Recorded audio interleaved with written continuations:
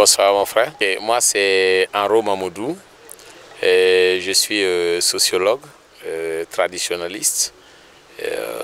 J'évolue dans le domaine de la spiritualité et de la phytothérapie. Alors, tradition et coutume, la différence, elle est mince. Parce que comme je le disais tantôt, les traditions et coutumes, il n'y a pas une tradition unique pour l'Afrique par exemple. Chaque peuple a sa tradition, chaque peuple a ses coutumes. Et coutume et tradition, c'est imbriqué. En ce sens que pour les séparer, c'est un peu délicat. Et ça ne va pas seulement à la limite des sacrifices et autres faits spirituels que les gens voient.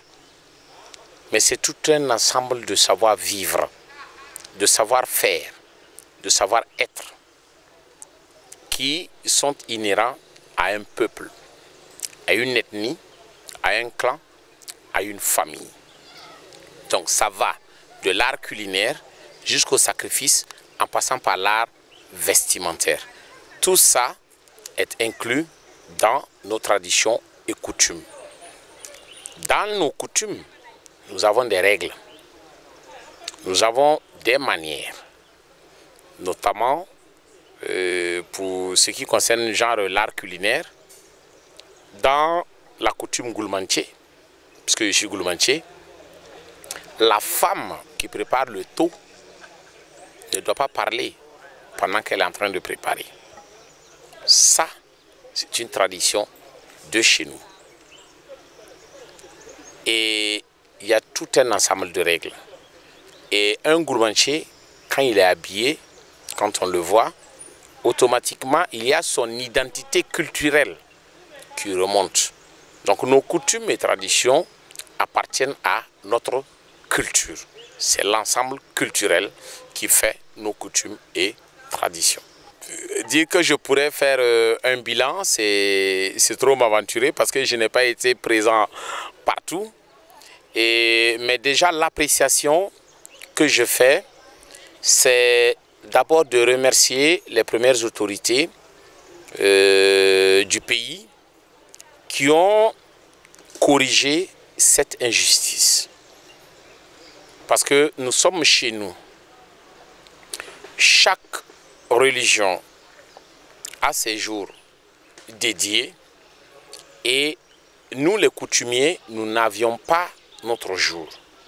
Quand bien même nous menons nos activités, nous faisons nos sacrifices, nous faisons nos rituels, nos manières de vivre, ainsi de suite, nous le faisons tous sans attendre cette journée. Maintenant, cette journée étant consacrée, donnée, décidée par les autorités, c'est la réparation de nous qui sommes autochtones de chez nous. Et ce que je peux donner comme appréciation, c'est vraiment ce qui m'a touché, c'est l'engouement des différentes populations, des différentes zones. Ce que j'ai pu suivre dans les médias, ce que j'ai pu vivre en direct, en live, comme on le dit. Et ça témoigne que nous avons toujours besoin d'un retour aux sources. Parce que ce sont nos racines, c'est notre quintessence. C'est ce sans quoi nous ne sommes pas. Et ce pourquoi nous sommes. Et ce par quoi nous sommes.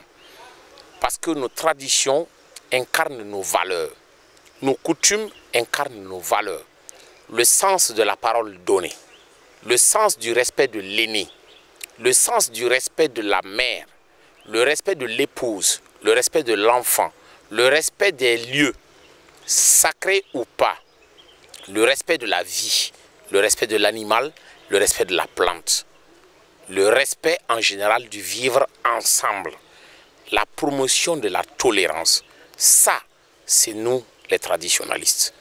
Et j'ai apprécié beaucoup qu'il y ait cet engouement-là autour de cette journée qui est d'abord symbolique, parce qu'on le faisait bien avant, et qui permet à tout un chacun, à toute une chacune, vraiment de revenir à la source, de s'abreuver à la source intarissable et de se refaire et de se replonger dans ces valeurs-là qui sont très humaines, qui font la promotion du vivre ensemble et de l'humanisme et vraiment de l'homme, de l'humain, du sens de la parole donnée. Et c'est très important. Déjà, ce sont des suggestions. Ma modeste et petite personne, je vais juste apporter des suggestions. Il y a des voix plus autorisées, et parce que chez nous on respecte la hiérarchie, donc il y a des voix plus autorisées que la mienne. Mais la suggestion que je ferai, c'est au lieu de fixer ça à une date précise, qui est le 15 mai, c'est de revoir pour qu'on puisse le faire, soit en disant le premier vendredi du mois de mai, ou le deuxième vendredi du mois de mai, ou le troisième vendredi du mois de mai. Parce que si vous avez remarqué, le 15 mai, beaucoup ont fait les rituels le mardi. Parce que cette année, ça tombait sur un mercredi. Donc beaucoup ont fait les rituels le mardi, et le mercredi, c'était les festivités. Donc en ramenant ça à un vendredi où unanimement les traditionalistes conviennent que c'est un jour indiqué pour faire les sacrifices, surtout les grands sacrifices à l'élémentaire, parce qu'il faut rappeler qu'au mois de mai, chaque peuple consacre quand même ce qui est du Burkina, voilà, consacre à l'élémentaire pour invoquer et demander à entamer une très bonne saison, à avoir une pluviométrie adéquate pour avoir de très bonnes récoltes et qu'il nous épargne des vents violents, qu'il nous épargne de la foudre, du tonnerre et des calamités, notamment les invasions acridiennes et autres, pour que nous rentrons dans la saison en bonne santé et que nous puissions sortir de la saison en bonne santé avec de très bonnes récoltes. Donc il y a ça. Ensuite, ce que j'ai souligné, beaucoup ont voulu à travers cette journée aussi rendre hommage à leurs ancêtres, ce qui est de bonne guerre. C'est un droit. Mais il y a des règles. Il y a des règles parce que tout le monde n'est pas habilité à faire des sacrifices. Et il sied, et il est important pour tout un chacun de retourner auprès des siens, de trouver les personnes initiées en la matière qui vont leur dire, pour ce qui concerne ci et ça, il y a telle personne ou tel groupe de personnes ou telle famille qui est habilitée à le faire. Parce que dans la tradition, comme je le disais, il y a la hiérarchie. On ne peut pas sauter la hiérarchie. Quand on saute la hiérarchie, ça se paye cash. Donc, c'est ce que je peux donner comme suggestion. Malgré ça, je salue vraiment l'engouement de la population pour ce qui concerne cette journée. J'ai vraiment aimé, j'ai apprécié et je m'en réjouis. Et je pense que le créateur, dans ma langue goulmanche qu'on appelle Outienu, Yembaro Yenu, et il a su que nous avons repris le droit chemin. Alors, bon, déjà, il faut dire que la spiritualité africaine, l'Africain n'a pas de religion. Nous vivons une spiritualité. La religion est dans une bulle, la spiritualité est vaste. La religion est une infime partie de la spiritualité. Donc, pour nous, nous avons été un peu sidérés quand même de voir et d'entendre voilà, de tels propos. Mais le traditionnaliste de nature, il est tolérant. Voilà pourquoi nous disons que nous faisons la promotion du vivre ensemble. Le traditionnaliste, il ne trie pas, il ne choisit pas, il ne juge pas. Il accepte l'autre et le respecte dans son choix spirituel. Maintenant, c'est de bonne guerre que les fidèles ou les responsables, les leaders des religions importées dites révélées, parce que je dis importées, parce qu'il faut reconnaître que ces religions-là ne sont pas nées en Afrique, mais elles ont été importées et imposées. Ça, il faut le signaler. Et de quelle manière, je ne reviendrai pas là-dessus. Maintenant, c'est de bonne guerre. Parce que des Africains qui s'en prennent à la tradition africaine, c'est normal, parce qu'ils ne connaissent la tradition africaine, nos coutumes, qu'à travers les lunettes des religions importées dites révélées, qui utilisent des termes qui n'existent pas chez nous. C'est ce que j'appelle des paradigmes, des concepts qui n'existent pas chez nous. Quand quelqu'un traite les traditionalistes de satanistes, oui, c'est de bonne guerre. Ça, il défend sa cause. Mais nous, en tant que pacifistes, en tant qu'adeptes de vivre ensemble, en tant que des gens qui respectent l'harmonie de la nature, parce que la nature nous apprend qu'on est divers, on est différent, on se complète et on s'accepte. Et nous les comprenons, mais c'est déplorable. Parce que pour la promotion du bon vivre ensemble là, il ne sied pas d'avoir des propos vraiment déshonorants, désobligeants, allant jusqu'à diaboliser et sataniser. Quoique le diable n'existe pas dans nos concepts. Moi, dans ma langue, le Gourmandchema, le diable n'existe pas. Et celui qui va me dire que c'est Sultan, hein, je vais lui dire non, c'est pas Sultan. Sultan, c'est Shaitan en arabe. Voilà, donc le diable n'existe pas dans ma cosmogonie Goulmanché. Donc, et pour ça, nous disons tout simplement que pour un mieux vivre ensemble, il sied pour tout un chacun de respecter le choix spirituel de l'autre. Parce que avant, quand ces gens venaient pour demander de l'espace aux traditionalistes, aux Tindano, en Gourmandchema, le Tinsoba en Moré, demander l'espace pour construire son temple, sa mosquée, son église, le Tindano, le Tinsoba, a fait ses sacrifices et a dit, à partir de là, c'est pour vous. En ce moment, il n'était pas diable. Mais une fois l'église construite, la mosquée construite, ainsi de suite, il devient diable. Bon, c'est paradoxal. C'est paradoxal. Mais toujours est-il que nous sommes très tolérants et nous avons digéré ça comme ça parce que notre tolérance nous amène à toujours respecter le choix de l'autre, à toujours respecter la position de l'autre. Mais c'est vraiment déplorable de voir des responsables religieux, des leaders religieux qui, des religions ont 4 jours fériés qui leur sont dédiés. Ici, le christianisme a la Noël, la Pâque, l'Ascension, Assomption et Toussaint. Les musulmans, ils ont le Ramadan, la Tabaski et le Mawlud. Donc 3 jours pour les musulmans, 4 jours pour les chrétiens et un seul jour pour la tradition. Et bon, voilà les réactions.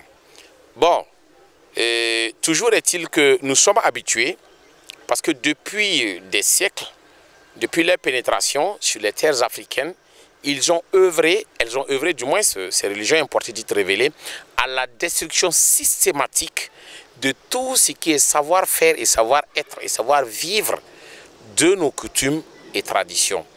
Voilà, au point de diaboliser et d'employer des mots, des termes pour qualifier nos pratiques. Mais toujours est-il que ce qu'il faut retenir, c'est l'analphabétisme spirituel, culturel et cultuel qui fait que beaucoup jugent la tradition, nos coutumes, à travers les lunettes de la religion traditionnelle, de la spiritualité traditionnelle du moins, parce que nous n'avons pas de religion, nous. Et comme je le disais, ça va de l'art culinaire jusqu'à l'adoration du Créateur. Parce que ce que les gens ne savent pas, le traditionnaliste est d'obédience monothéiste. Il n'est pas polythéiste. Dans ma langue, en Goulmandchema, on appelle le Créateur, ce qu'ils appellent Dieu, nous on l'appelle Yenu ou Tienu. et il n'y a pas son pluriel pour qualifier, pour dire qu'il est unique. Donc, nous ne prenons pas nos poulets et autres animaux ou notre eau pour faire les libations et sacrifices en prononçant le nom d'un diable, parce que le diable n'existe pas dans nos langues. Donc nous invoquons toujours le Créateur, Ouïe-nous, Tiens-nous, à travers les différents éléments de la nature dans lesquels il est dans sa diversité et son unicité. C'est ce qui fait que pour nous, le Créateur, il est dans l'air, il est dans l'eau, il est dans la terre, il est dans le feu, il est partout, il est dans l'arbre, il est en nous. Nous sommes une partie du Créateur, d'où que notre énergie vitale repart chez le Créateur après notre mort physique et revient en mission sur cette terre. Donc, nous les comprenons, nous tolérons, mais nous en appelons aux leaders de ces religions importées, dites révélées, et de vraiment œuvrer à temporiser et à modérer les propos, parce que nous sommes dans un pays où la situation est déjà assez volatile. Il ne faudrait pas que nous tirons sur un tissu social déjà assez fragilisé. Et là où nous sommes, le traditionnaliste ne juge personne. Il ne trie personne. Il n'a pas de bord.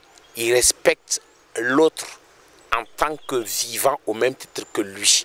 Il respecte l'autre en tant que créature du Créateur, de Outienu, ou Yenu, ou de Naba Wende, ou de Wennam, au même titre que lui-même.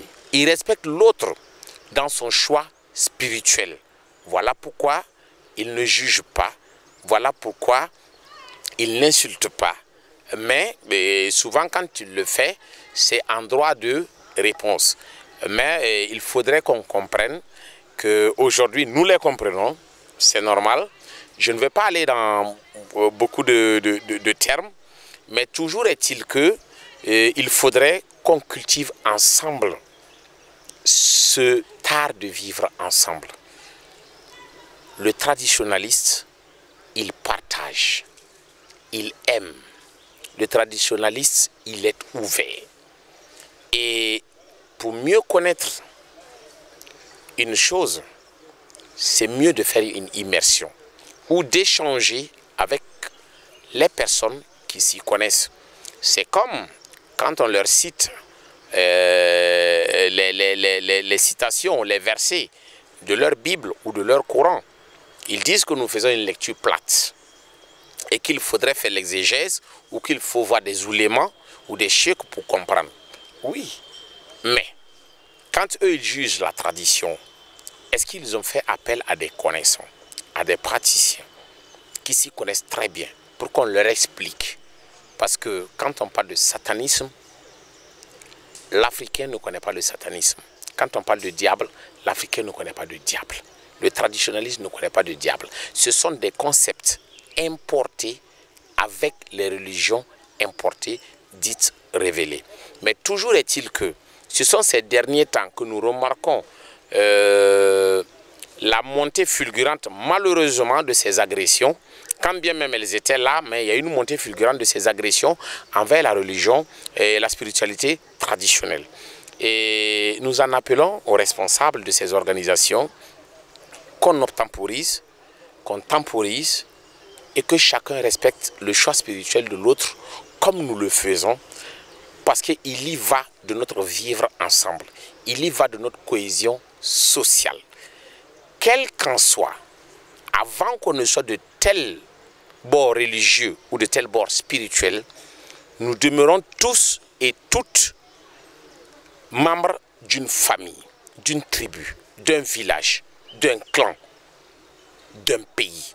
Et nous n'avons qu'un seul pays, ce Burkina Faso, que nous devons œuvrer ensemble à préserver pour vivre en paix et en harmonie.